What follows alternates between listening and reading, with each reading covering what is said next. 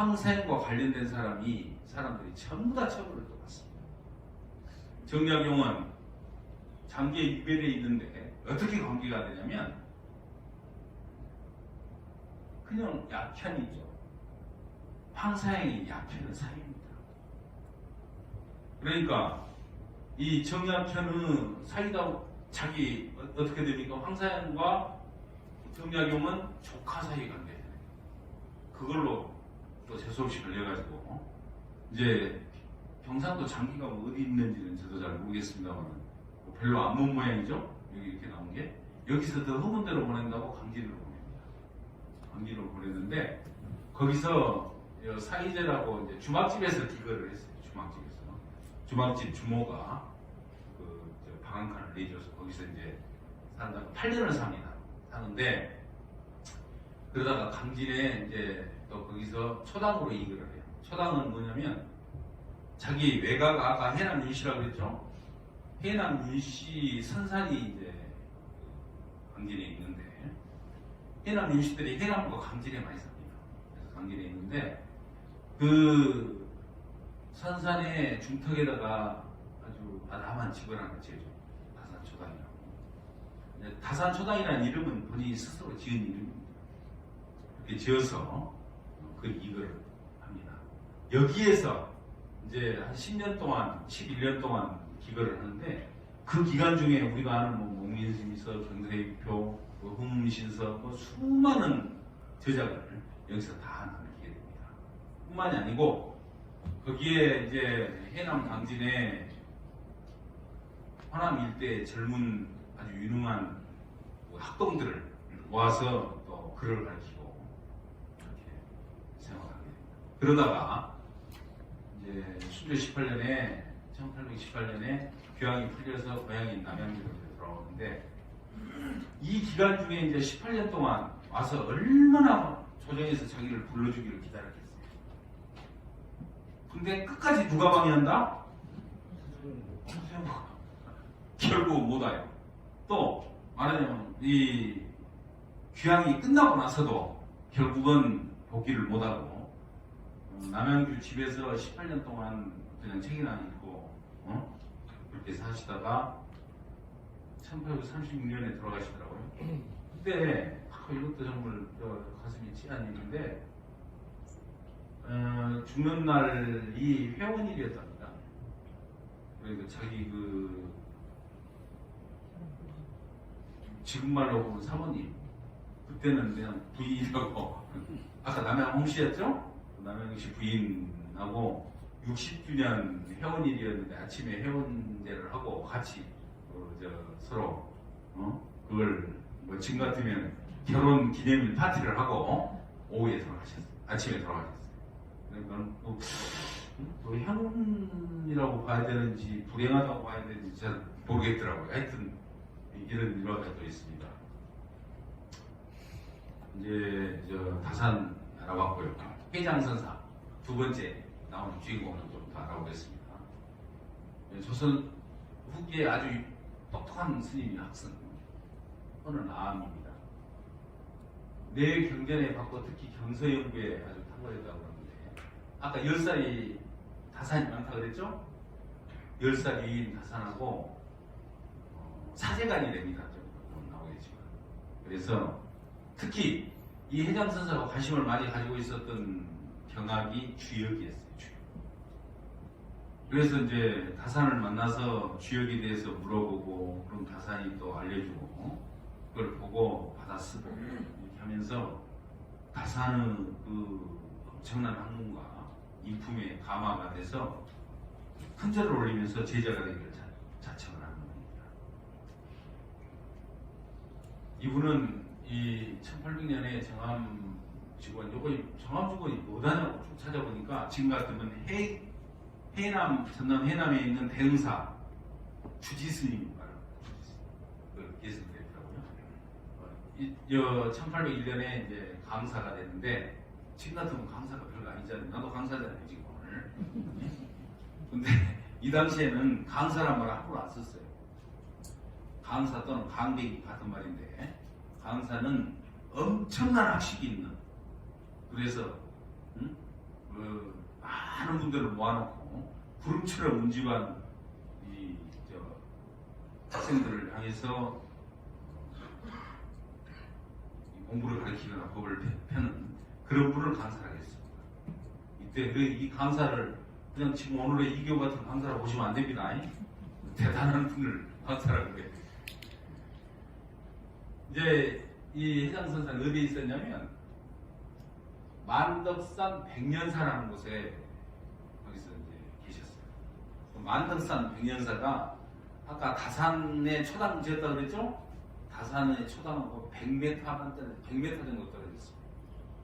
그러니까 산 허리를 하나 딱 넘어가면 이제 다산 초당에서 산 허리를 하나 딱 넘어가면 이 백년사가 근데 이 만덕산 백년사가 최근에 한 몇 년 전에 굉장히 유명해졌어요. 어떻게 유명해진지 아세요? 혹시 기억하시는 분 계실지 모르겠는데 그 토굴에 들어갔던 정치인이 한 분 계시죠. 손학규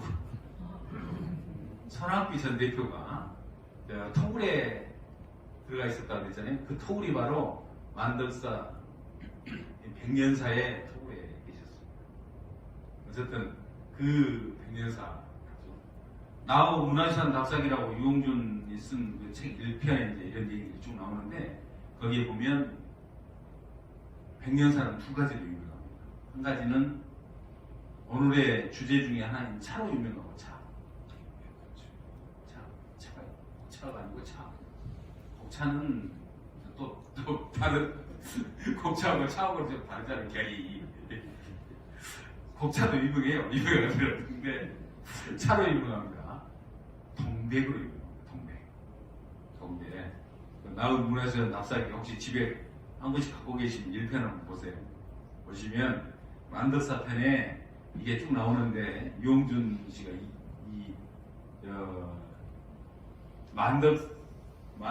백년사의 이 동백을 어떻게 표현했냐면 동백은 두 번 핀다고 얘기해요. 필 때 피죠? 한번 이게 떨어지면 동백꽃 유심히 보세요. 동백꽃은 어떻게 떨어지는지 아시는 분 있을 거예요. 통째로 떨어집니다. 잘 아시죠? 목이 딱 부러져가지고 통째로 떨어집니다. 바닥에서 한번 핀다. 두 번 핀다고 얘기를 합니다. 유홍준 씨가 그렇게 얘기를 하는데 어쨌든 백년사는 다산하고 따로 초당하고 100m 들어있는 그런데 그러다 보니까 바로 뭐 옆에 사는 사람이니까 뭐 지남철처럼 끌려가지고 결국 만납니다. 5년 만에 만나요. 1800 아까 1801년에 다산 초당으로 이거했다고 그랬죠? 1805년에 다산을 만납니다. 그래서 주역을 서로 토론하고 다산에게 이제 차를 가르쳐요. 그래서 다산이라는 허도 생기고 차를 애용을 하게 되죠. 바로 그 차를 가르친 사람이 해장선사라는 스님입니다. 근데 좋게 차만 배우기만 하면 좋은데 자기는 술을 또 가르쳤어요. 다산에게 곡차를 배웠다고. 저건 이제 도월 김용옥 선생이 이렇게 얘기를 하더라고요. 근데 내가 확인해 보니까 사실이었어요. 좀 이따 나올 때 읽어드리겠습니다. 여기 나오구나. 1811년 40살 때 술병을 얻어서 입적을 합니다. 6년 만에. 그러니까 술을 어떻게 가르쳤는지 모르겠어요. 안주들은 마시면서 이렇게 하라고 그렇게 해야 되는데 술만 그냥 내었다 가르쳤는지 돌아가셨거든요. 제가 그 술병에 대한 얘기를 좀 읽어드릴게요. 제가 써봤어요. 1811년에 이제 다산이 형 정약전, 그러니까 흑산도에서 자산어보를 쓴 형 그 정약전이 있었죠. 아까 정약전에게 보내는 편지입니다. 그 서간문에 이렇게 나오는데 대둔사에 어떤 승려가 있었는데 나이 41살에 죽었습니다. 이름은 해장이요 표로는 아함입니다. 이 사람 딱 맞죠? 들어맞죠? 해장선사. 그 다음에 쭉 중요하고요. 그는 불법을 독실하게 믿으면서도 주역의 원리를 들을 때부터는 몸을 그르쳤음을 스스로 후회하여 즐거워하지 않다가 6, 7년 만에 술병으로 배가 불러 죽었습니다. 그러니까 이걸 보면 짐작을 내가 해본 건데 그냥 배만 막 배가 왜 불렀어요? 보통 간이 안 좋으면 배부르잖아요. 그죠? 복수차 가지고 그래갖고 돌아가신 거예요. 이렇게 적나라하게 자기 형한테 자기가 가까운 스님이 돌아가시면서 저렇게 편지를 요즘 같으면 저렇게 자상하게 안 쓸 거예요.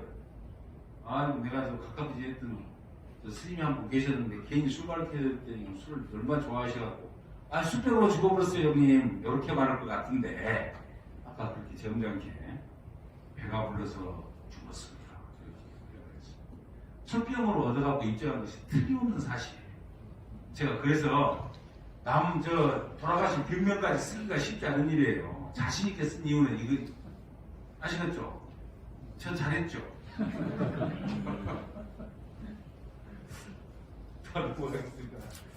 자, 또 다른 스님. 아까 이 다산 정명용과는 24살 차이가 나고 추사 김정희와는 동갑인 스님. 초이 선사를 또 알아보겠습니다. 빨리 하겠는데 시간인데 너무 오래 걸립니다. 조선 후기 스님인데 학생이고 다승 보니까 이 차를 좀 다루는 분이네요. 그죠? 불교 예술가 단청을 기가 막히게 하죠. 단청. 지금 대한민국 사찰에 있는 단청 있죠? 그 단청의 기초를 초이선사가 완성을 한 겁니다. 단청. 전남 무안 삼양리 주시고 속가의 이름이 장의순이랍니다. 5살 때 물에 빠졌는데 구해줘서 스님이 양반집 자제했는데 그래서 10년에 추가해 스님이 됩니다. 차에 밝아서 가래를 정리하고 차에 대한 대찬서인 동다송이라는 부류의 명제를 남깁니다.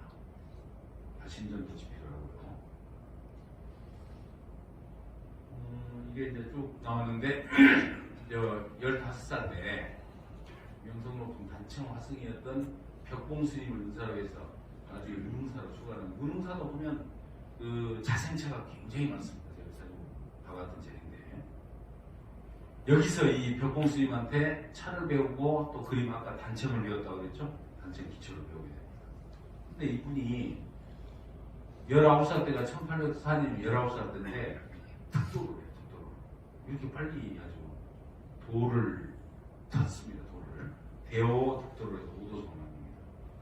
깨달은 거예요. 깨달은 19살 때 일찍. 그러니까 정식으로 스님이 된 것은 22살 때예요. 그러니까 정식으로 스님도 되기 전에 특도를 하는 그리고 우도성을 부르는 아주 대단한 정말 이 불교의 천재다 이렇게 말씀드려도 될 것 같습니다. 이분 또 연보를 좀 볼까요?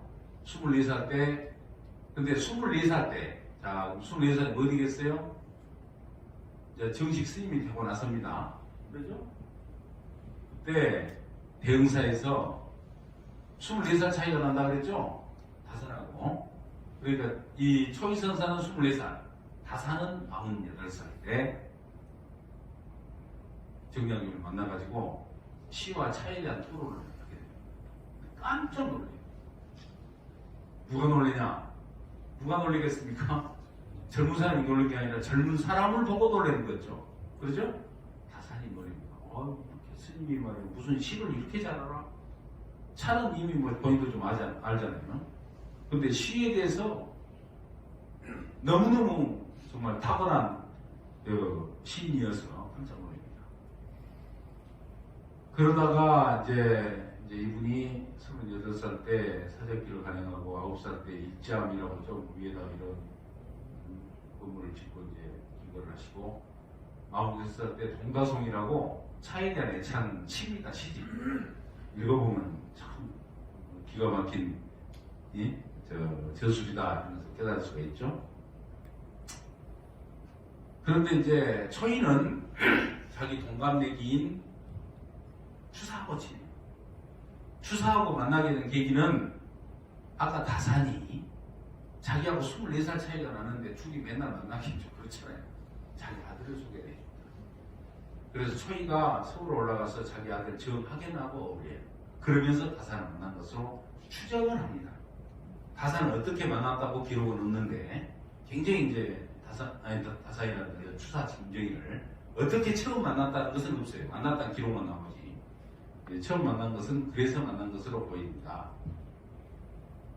그런데 이제 이 초이가 대흥사 주지스님을 하고 있는데 추사 김정희가 제주도로 유배를 가면서 대흥사를 드립니다. 또 귀향에 풀려가고도 드려요. 그러면서 많은 일화를 남기게 되죠. 추사 김정희. 추사 김정희는 뭐 설명이 필요 없는데 요 외교관이라는 게 굉장히 일생을 좌우하는 사건입니다. 뒷페이지에 나오니까 그때 보여드릴게요.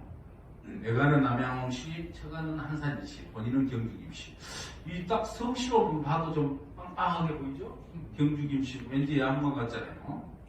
또 남양홍씨는 뭐 유명합니다. 남홍이서라고 해서 남양홍씨와 이천서씨 조선 후기 때 가장 과거 급제단을 많이 냈던 집안입니다.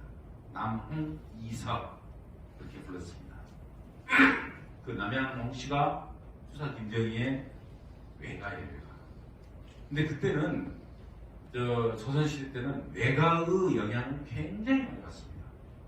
그런데 조선시대가 우리는 가부장제가 아주 온 사회를 지배한 걸로 알잖아요. 실은 엄청난 모계의 영향을 받았던 그런 사회가 이렇게 말씀드릴 수가 있습니다. 호는 추사, 또 완당 이렇게 되고 있고요. 이 성향은 노론입니다. 아까 정약군은 남인이었죠. 이분은 저는 추사 김정희가 뭐 학자고 막 서예가고 기가 막힌 이 업적을 나온 분이어서 벼슬이 좀 꽤 높았거니 했더니 나보다 못했더라고요. 창업까지 했더라고요. 참판. 응? 2조 참판, 병조 참판 그랬어요. 그 다음에 이분 연표를 좀 볼까요? 6살 때 박제가의 제자가 됐어요. 깜짝 놀랐어요. 어떻게 이렇게 됐더니 태어나자마자는 아니겠죠. 3살 때부터 글을 썼답니다. 글을 썼는데 입춘 대길 있잖아요. 입춘 대길 이렇게 써서 붙이죠. 또 겨냥 다경이랑 뭐라고 이렇게 해서 2개 붙이잖아요. 입춘 대길을 추사 김정희가 써서 6살 때 붙였는데 저 대문에다 붙였는데 추사 김정희 아버지가 김노경이라고 굉장히 그리고 저기 아버지는 판사를 병조 판사 하나만 빼놓고 2조, 호조, 예조, 공조 다 판사를 합니다. 그러니까 추사의 아버지는 장관을 5번을 합니다. 어쨌든 그래서 유명한 집안이니까 이제 그 앞을 지나가는데 누가 지났냐? 정조 때 최재공이라는 영의정이 지났어요. 국무총리가 지나다가 보니까 저 대문 앞에다가 입춘대기라고 붙여놨는데 글씨가 처음 보는 글씨인데 기가 막힌 명필이에요. 그래서 내려서 김노경 집에 들어갑니다. 저 글씨는 누가 썼어? 라고 물어보니까 우리 아들이 썼다면서 나와봐라고 하니까 보니 6살 됐고 얼마나 놀랬겠습니까? 그래서 최정홍이 궁궐에 들어가가지고 막 자랑을 합니다. 그 말을 듣고 박제가가 자기 아버지한테 연락을 해요. 내가 좀 가르치겠다 해서 시를 가르칩니다. 박제가가 제자를 해요. 아버지 김노경이 24살 때 과거 급제도 하기 전이에요. 근데 첫날에 이제 외교사절로 가는데 부사로 갔습니다. 동지사의 부사로 김노경이 갔는데 그때는 이런 게 있었다네요. 자기 아버지가 외교관으로 이렇게 나가면 아들들을 자기 비서로 데리고 갈 수가 있습니다. 요즘 데리고 가면 난리 나는데. 제가 농림부 장관 하면서 이태리 출장을 하면서 우리 아들 데리고 가봤어요. 나 지금 잘렸지. 국회도 못 합니다. 그때 데리고 왔어요. 자제분과 이렇게 자제분과. 근데 이때 이 청나라를 가가지고 인생이 확 바뀌었거든요. 그때 이미 추사는 어떻습니까? 글씨는 이미 일가를 이룬 사람이에요. 24살 때. 학문도 대단한 사람. 과거만 안 봤을 뿐이지 법은 언제든지 합격할 수 있는 사람이에요. 아주 조선 전체에 최고 천재라고 소문이 났던 사람이에요. 가가지고 청나라의 유명한 학자들을 두루두루 만납니다. 두 사람을 만났는데 유명한 사람, 지금까지 역사에 남은 사람이 옹방강이라는 여기다 놨었어요. 옹방강이라고 합니다. 옹방강. 그 사람은 그 당시에 81살이었는데 청나라의 최고 학자였어요. 최고 세력. 근데 이제 김정희가 찾아간 거예요. 정식 외교관이 아니니까 시간도 남고 그러니까 간 거죠. 가서 필담을 나눈 거야. 필담으로. 근데 필담이 어떻게 됐어요? 이미 그렇게 잘 쓴 사람이잖아요. 엉방망이 보고 아주 뒤로 자빠져. 아니 조선에서 그 찌까는 나라 조선에서 어떻게 이런 놈이 다 있냐. 너무너무 놀랍니다. 그래서 그냥 영경에 있는 지금 북경에 있는 학자들한테 전부 소개를 해요. 엉방망이 하면서. 자기 아들이 또 우연히 이름이 얼른 생각이 안 나는데 추사 김정희하고 나이가 동갑이에요. 그럼 몇 년생이겠어요? 1846년생이에요. 그래가지고 어떤 사람이 또 만나게 되냐면 완원이라는 사람이 있어요. 완원. 그래서 그분도 유명한 학자로 세계합니다. 그래서 완원을 만나가지고 또 토론을 하는데 완원도 깜짝 놀라죠. 근데 그 완원이 추사에게 추사체의 기본을 밝힙니다.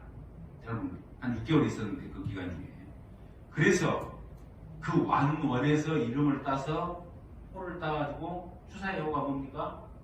완당입니다. 이게 추사호가 완당이 된 이유는 누구 때문에? 완원이라는 청나라 학자 때문에.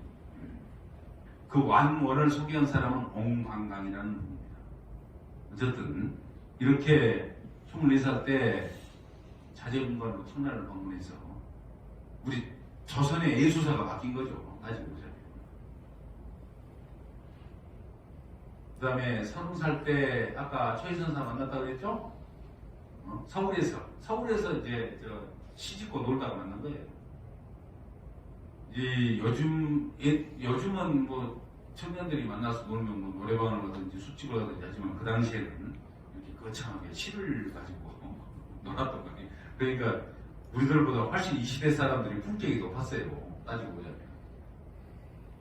그리고 나서 이제 배석 좀 해볼까 하고 과거를 봅니다. 그냥 학교 갈 때 34살 때 늦게 왔기 병부하니까 몇 등?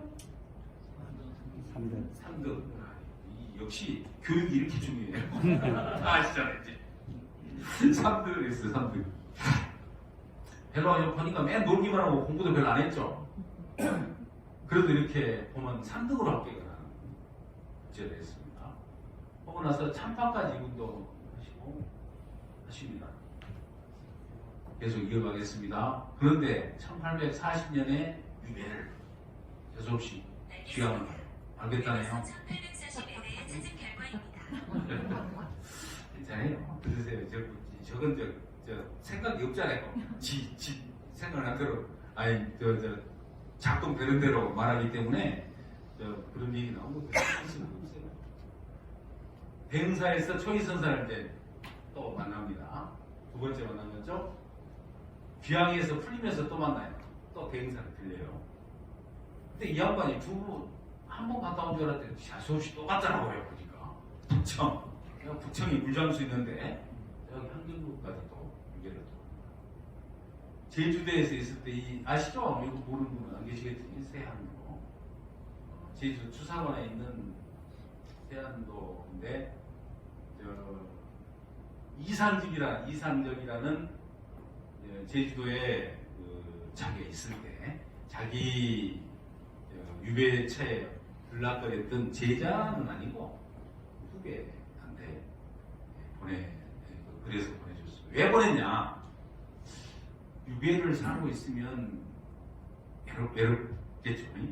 외로운데 추사는 공부를 하는 분이기 때문에 책을 근데 책을 한양에서부터 편지를 써서 무슨 책을 보내라 해서 한양에서 가지고 와서 제주도까지 보내려면 1년 걸려요. 그러니까 제주도에 있는 이 이상재에게 부탁을 하면 이상재의 책을 갖다 자기 책을 구해서 갖다 줍니다. 그래서 그 지적 요구를 해소를 했다는 그 고마움을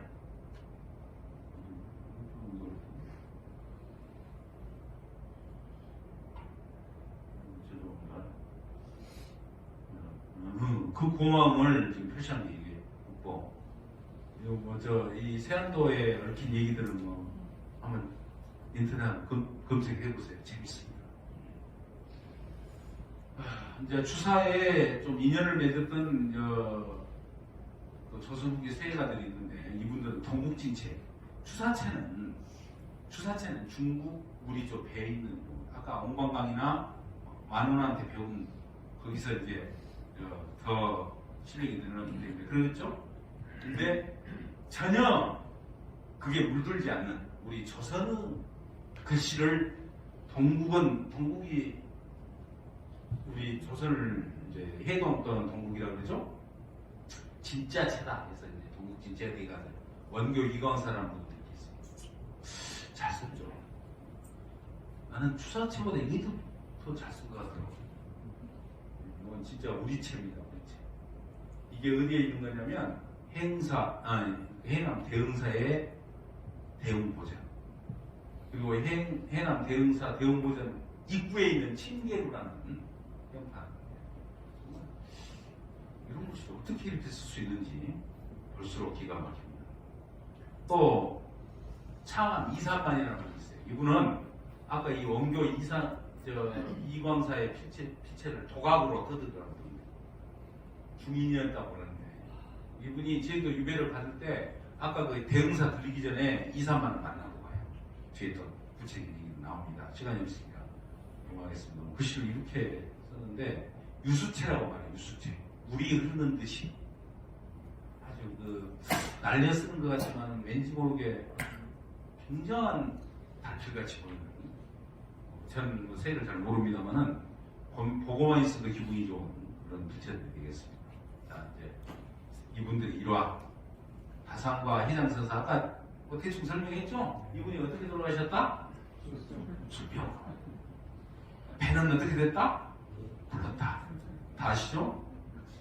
그게 이제 좋게 초이도 자기 제자인 초이선사도 소개하고 그랬으니까 차에 대해서 배우기만 했는데 몰라고 곡차도 한 잔씩 해갖고 빨리 돌아가시겠는지 다산 선생한테 살아계시면 물어보고 싶어요. 그게 나옵니다. 1805년 다산 초당으로 옮긴 지 5년째네요. 추운 겨울날 다산은 우연히 백년사에 들여 회장 스님을 만난다. 짧은 대화 속에 회장은 다산에게 주요고 궁금한 내용을 묻고 다산의 철학적 사유에 감동한 회장 스님은 다산에게 큰절을 하고 제자를 청한다. 두 사람은 사제로서 도반으로서 우정을 계속하고 그러다가 해장선사가 술병으로 입장하는 1811년까지 6년 동안 지속됐다. 두 번째, 추사와 최선사. 얘는 동갑이라고 그랬죠? 두 사람은 공부를 하고 시에 대한 선문답을 하고 추사가 편지를 엄청 제주도에서 생각을 하면서 편지 씁니다. 편지가 14통이 지금도 남아있어요. 그리고 편지만 쓰는 게 아니고 편지를 오늘도 쓰고 내일도 쓰고 모레도 쓰고 그걸 모아갖고 관찰이라고 해서 책을 만들어서 보냅니다. 4권이 남아있습니다. 지금까지. 그러니까 얼마나 두 사람이 가까웠는지 알만하죠. 이렇게 만났다. 아까 학연을 통해서 한양의 청년들과 시위에서 어울리면서 만났다 그랬죠. 초이가. 그런데 이건 이제 문화유산 납사에게도 나오고 또 도울 선생 유튜브에도 나오더라고요. 가는데 딱 가서 보니까 대흥사에 갔어요. 유배가면서 대흥보전이 딱 걸려있어요. 이게 누구시에요? 원교 이광사예요. 딱 그걸 보고 주사가 자기 친구인 초이선사한테 이렇게 말합니다. 자기가 글씨로 내가 안 써줄게. 자기가 써줘요. 다시 배워보죠. 써주고 갑니다. 근데 갔다가 되돌아오면서 보니까 또 와. 8년 후에 온다고 그랬죠? 와서 보니까 뭐라고 말하냐면, 스님 혹시 내가 글 써주기 전에 원교 선생 편액이 남아 있습니다. 참고에 있습니다. 그러니까 잠깐 떼서 불태워버리고 다시 붙여주십시오. 그렇게 얘기합니다. 왜 그러냐 그러니까 아무리 생각해도 1인자는 원교 선생입니다. 라고 말합니다. 원교 이광사가 이 나라 1인자 이렇게 말하면서 다시 붙입니다. 그러니까 사람이 되려면 귀향도 한 번씩 봐야 돼요. 그러면서 자기 걸 떼고 2개를 써줘요. 대흥사에 바로 대흥고전 옆에 보면 무양수각이라고 있습니다. 이건 추사글씨입니다. 그리고 큰 스님들 공부하고 있는 선방에 동국선이라고 있어요. 이것도 추사글씨입니다. 요걸 다시 붙일 때 써준 것이고, 요것은 후에 한번 또 들려서 써준다고 합니다. 이 글씨와 이 글씨를 이 세 개를 비교를 해보면 동국진체, 추사체, 그 중에서 추사가 가장 힘이 좋고 능수능란한 글씨를 쓸 때 약간 늙어서 힘이 좀 빠질 때 다 틀리죠. 이 글씨를 보면 우리가 공부를 할 수가 있습니다. 초시선사와 다산 정량용, 여기도 한번 얘기했죠. 아까 얘기했죠. 자기 아들 소개했다 했죠. 아들이 결국은 이제 서울에서 이제 가끔 초이를 불러요. 왜? 시를 하도 잤으니까 서울에 선비들이 초이에게 편지를 해서 오면 수락산 한림사라는 곳이 있었다네요. 승가사 수락산에서 주로 시회를 많이 내렸다고 합니다. 동국진체의 대가들과 추사와 인연을 좀 더 얘기하겠습니다. 추사가 창암 2, 3만 55세 때 71세 창암이라는 사람을 만나는데 보세요. 이렇게 말합니다. 제주도 유배를 갔다 그랬죠. 가면서 전주에 있는 창암이라는 사람이 호남의 대가라는 인을 만나봐야지. 그래서 전주에 한병루라는 전주분이 계시면 아실 텐데 혹시 있나요? 한병루라는 정작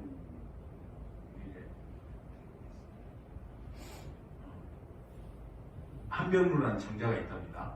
거기에서 이제 두 사람이 만나. 한병루는 지금도 창암 2, 3만원 글씨가 편액으로 붙어 있다고 봅니다. 그 상황에 딱 선생을 보면서 이렇게 말합니다. 선생, 글씨가 좋습니다. 시골장에 대답하면 값은 좀 받겠습니다. 별로 좋은 말은 아니네요. 네가 아무리 까불어야 넌 천놈이야. 그런 얘기잖아요. 쉽게 보면. 그 말을 듣고 일어난 사람은 나이가 훨씬 많은 창암 2, 3만 선생은 이렇게 대답합니다. 선체에 매이면 당신처럼 중국에서 글씨 좀 배웠다고 까불면 그 말인데 쉽게 보면 무기 종이에 번지는 맛을 모르죠. 그러면서 빼있는 대답을 합니다. 그런데 이제 8년 동안 또 귀향을 살다가 다시 해배가 돼서 서울 올라가는 길에 아까 해남 대흥사에 들려서 어땠습니까? 이 원교 이광사 글씨 하나 붙여놓고 왔잖아요. 다시 창암을 만나라고 합니다. 아무리 봐도 내가 8년 전에 창암 선생님한테 길을 보냈다고 했어요. 가서 보니까 돌아가시면서 죽었어요. 얼마나 아쉽겠습니까? 그래서 그 아들을 불러서 내가 이 위대한 세가 창암 2, 3만 선생을 못 알아냈다. 그래서 그에 대한 마음을 담아서 묘비를 내가 쓰고 싶은데 어떠냐 그러면 아들 최고 명필이 묘비를 쓰는다는데 명필 창암 완산 20 3만 지 2, 3만의 묘비 이것은 추상것입니다. 아름다운 얘기죠? 그러니까 추사가 8년 동안 귀향살이 하면서 정말 사람이 됐구나 하는 것을 알 수가 있습니다. 그럼 이제 결론 들어가겠습니다. 무엇을 배울 것인지. 이 위대한 문화인 예술가들의 그런 인생을 우리가 전반적으로 조감을 하면서 이제 무엇을 배울 것인지. 첫 번째, 여성분들 계시는데 죄송합니다. 사나이들의 우정을 배우자. 돌은 이렇게 표현하더라고요. 그래서 사나이들의 우정이 여성과의 사랑보다 훨씬 뜨겁다. 그걸 배우자. 첫째, 사나이들의 우정을 배우자. 뭐 다사는 10살을 어린 회장에게 차를 보내달라며 걸명소. 명은 차명자입니다. 차를 구걸하는 그런 배지를 썼다. 회장은 제 자산이 혼자 거기서 고생한 것을 보고 안타까워서 자기 제자를 하나 보내가지고 다산에 밥 주주고 필요합니다. 그러니까 그걸 또 다산이 실현한 게 이런 식으로 있어요. 대화 속에 부엌살림 중에게 의지하니 가엾은 그 스님 수염이면 머리털만 길어지니 이런 시를 쭉 시가 더 길긴 합니다만 제가 핵심만 초록을 했습니다. 회장이 아까 술병 나서 세상을 뜨자 기가 막히게 슬퍼합니다. 수많은 곳에 편지를 쓰고 만시를 또 지었는데 그 중에 이런 주제가 있습니다. 이름은 중 행동은 선비라 세상이 놀라거니 슬프도다. 화음의 맹주여 논어책 자주 읽었고 주역 상세히 연구했네. 찢긴 가사 차량이 바람에 날려가고 비에 씻겨 터져버리네. 가슴이 찡하시죠? 찡 안 하시면 좀 도관 사람입니다. 두 번째, 의리는 죽음보다 높다.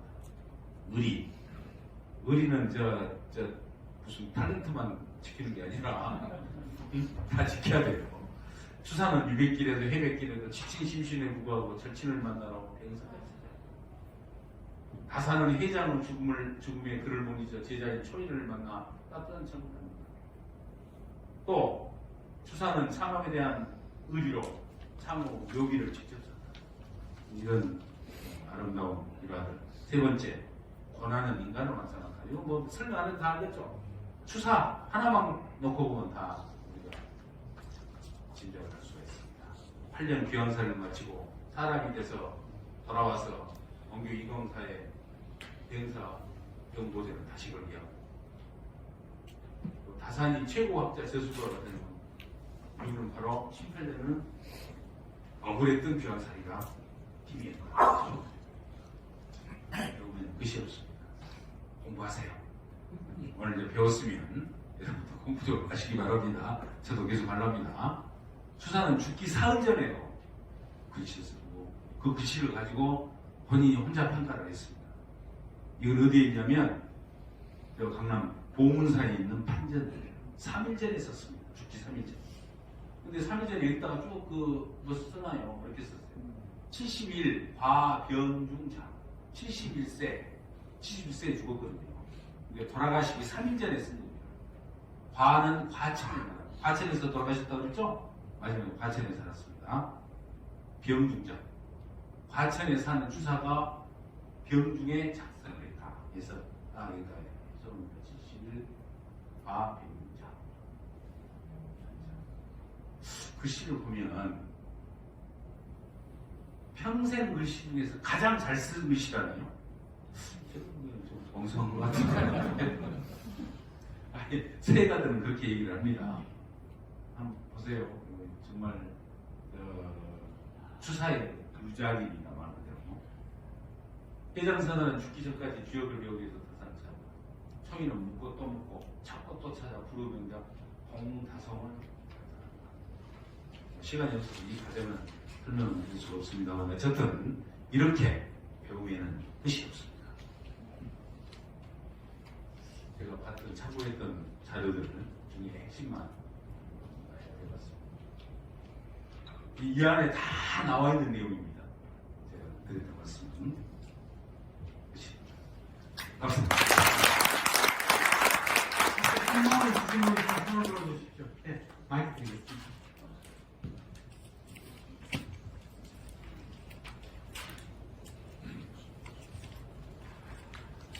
네, 의원님 오랜만에 그 향기가 나는 예술가